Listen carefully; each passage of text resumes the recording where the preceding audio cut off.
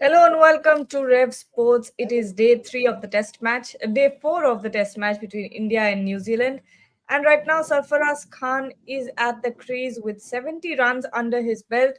Rishabh Pant will soon join him. But the question is, first, whether the weather will allow the match to happen to continue, and second, of course, can India make a comeback in this match? Atriyo is joining us from Bangalore, and he will tell us all about the weather there. That's the biggest question today as well. I think there were some false alarms as to the last 2 days. There was a lot of rain prediction, but now it looks like it's bright and sunny. Well, this is something that we start our day with, right? Every day our conversations begin with how is the weather. Now, today it's a little overcast again. I mean, unlike yesterday when it was very bright and sunny, today it's overcast.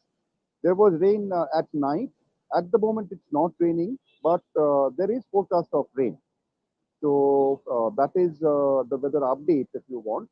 And what this means is this overnight rain will again make things a little bit moist. The pitch and the adjoining areas, those will be a little bit damp. So again, batting will be a little difficult, little more difficult than it was yesterday. So yesterday we saw lots of runs. Over 400 runs were scored. Over 450 runs were scored yesterday. And so conditions, I mean, we can understand that conditions are pretty good for batting. Today, it may change. I mean, if it stays overcast and if the sun doesn't come out, it will remain moist. Batting will be a little more challenging than yesterday. Well, hope we all hope that rain stays away because India needs to make a match out of this game. But Sarfaraz Khan, Atreo, what did you think of his unorthodox approach yesterday? Of course, it's unfortunate that Virat Kohli fell on the very last ball of the innings. But what are you expecting out of Sarfaraz? Well, Sarfaraz gave me a couple of heart attacks yesterday. I mean, the way he was going about it, it made one scary. I mean, it was adventurous. He pulled it off. That's his own way of batting. But if you're the faint-hearted, you may not feel at ease watching him bat. But having said that, he's deadly against spin bowling. I mean, he's a murderer of spin bowling. That is what he showed yesterday, and India possibly needed that. I mean, it was a huge deficit. Over 350 runs. I mean, New Zealand's lead was to cut it down to 125 in such quick time. India possibly needed some kind of that kind of an approach, and Sarfaraz provided that. And we have seen that in the past in the England series that he can be really aggressive against the spinners. He doesn't allow them to settle down. He disrupts their rhythm. He disrupts their line and length. So he pulled it off yesterday. And but the job is not done. Job is far from being done. India still trailed by 125 runs, and India needs Sarfaraz to carry on for as long as he can. And also, India also need the other batters to chip in with lots of runs. I mean, bits and pieces contributions will not do anymore. 20s and 30s, there is no room for 20s and 30s anymore. India needs a big, solid total, something in the region of 500 at least. So, and it's a long way to go. I mean, the 231 for 500 is not even half. So, I mean, India is not even halfway there. So, it's a new day, it's a new challenge, it's a new struggle, and Indians will have to show that they're up to it. Yeah, absolutely. And now with Sarfaraz Khan and Rishabh Pant, we're going to see them together. Are you expecting a sort of unorthodox, aggressive approach from both ends? Is that what you want to see? See, both are them are to different degrees. Both of them are unorthodox, aren't they? I mean, Rishabh Pant, as we all know, I mean, he is unorthodox. I mean, there is no doubt about that. He has his own methods of batting. He has his own belief system. He has his own thought pattern. He has his own shots. I mean, some of the shots he plays or he tries, you don't see others doing those things. So Rishabh Pant is the definition of unorthodox batting, and he's very, very successful so far. I mean, in 30 odd tests, he got 600, six scores in the 90s, and we have seen in the past that if he spends 2 hours at the middle, the match turns, the game changes. So India desperately need somebody like Rishabh Pant to fire. He didn't keep wickets yesterday, but he was there. I mean, he was there during the tea break taking throwdowns, so he's getting ready to bat. We are not sure yet whether he will come into bat come into bat now. Whether it will be him or Rahul, we are not sure yet. So let's see. I mean, but Rishabh Pant will come into the picture sometime or the other. And coming to Sarfaraz, yes, he is also unorthodox to a lesser extent than Rishabh Pant maybe, but he also has his own methods which do not which are not exactly what the coaches teach you. I mean, the ram shot he played yesterday, that was what a shot was that? I mean, the way he pulled it off, the ball was right on his body. It was a very straight ball. He still bent his body and got enough bat on that. Got tremendous timing on that.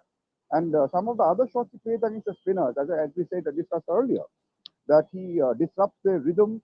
And well, yes, you need. I mean, cricket. Cricket thoughts have changed. I mean, batters of today do not bat like what they used to bat, how they used to bat 10 or 15 years ago. These kids, they have their own own beliefs, own thoughts, own methods, and India need a lot of that today. Absolutely. We have a question here from Shubham Sharma. Not a question, but a statement. Why does New Zealand always get a rub of green in form of rain? Such a lucky side.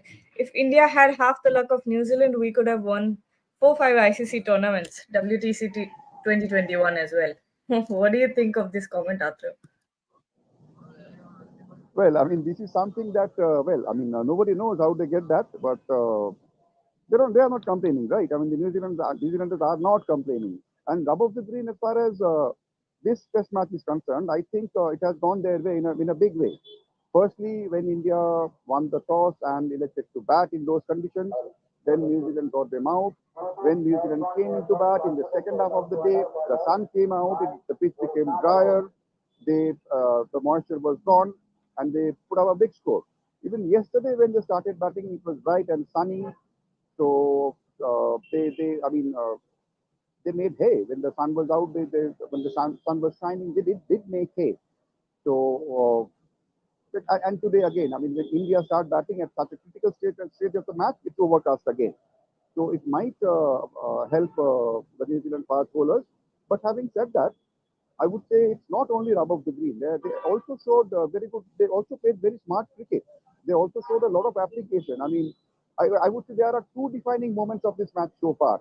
First is India getting all out for 46, and second is the 100 plus partnership for the eighth wicket between Rachin Ravindra and Team Saudi.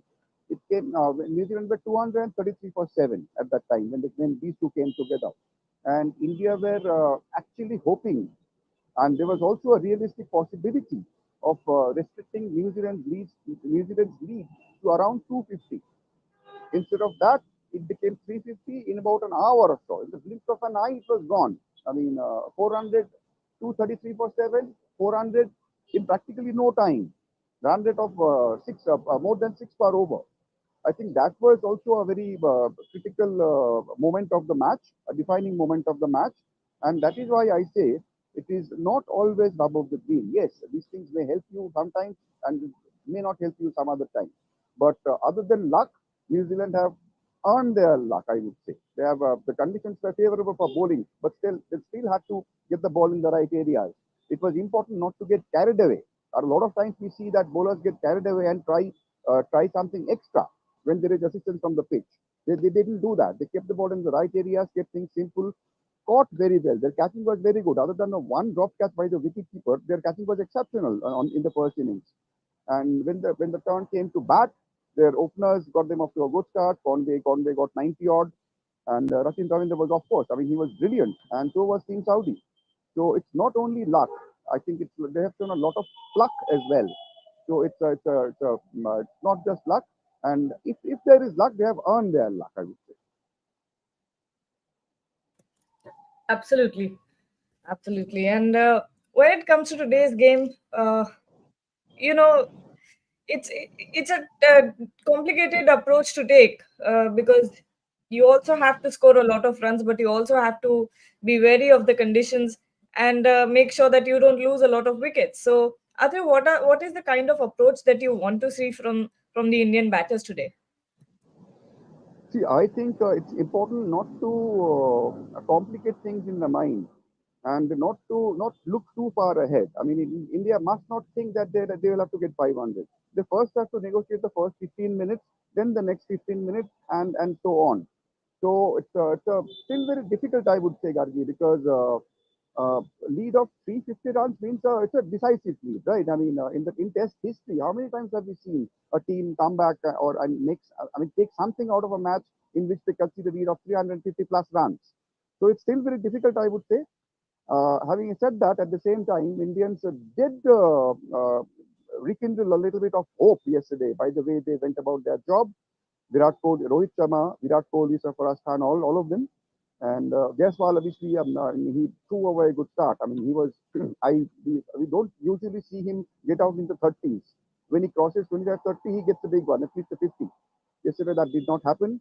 And I would say it's still very difficult for India to make something out of this, to make a match of this. It's good that after having after being all out for 46 in the first innings, they are still in a position to fight. I mean, they have not lost it. I mean, how many? I don't think any other team would have survived in the match for so long had they got all out for 46 in the first innings. India is still in the match. That is very creditable, but it's still very difficult. I would say. I mean, it's a long way to go. I mean, as we said, I mean, if we have 2 full days of play, if we get the 2 days, if there is no rain and all that, there is a lot of time remaining in this match. And for that to set first, I mean, first India has to erase the deficit. There are still we are still trailing by 125 runs. So first, India will have to erase the deficit and then put up something on the board to set New Zealand a target in the fourth innings. How much is a good target? It's needless to get into that right now. First priority has to be negotiate the first 15 minutes, 20 minutes, and see, I mean, what they can do after that. I mean, at least what they have to do is to retain any kind of hope from this match. India will have to bat at least, I think they'll have to bat the all of today. It's going to be it's not going to be easy. Yep, and with that, I think we'll call it a day. Not a day, but that brings us to the end of this show. We'll be back for lunch as well, and of course, at the end of the game. So stay tuned and don't forget to like, share, and subscribe to our channel. Thank you, Atreo, for joining. Hopefully,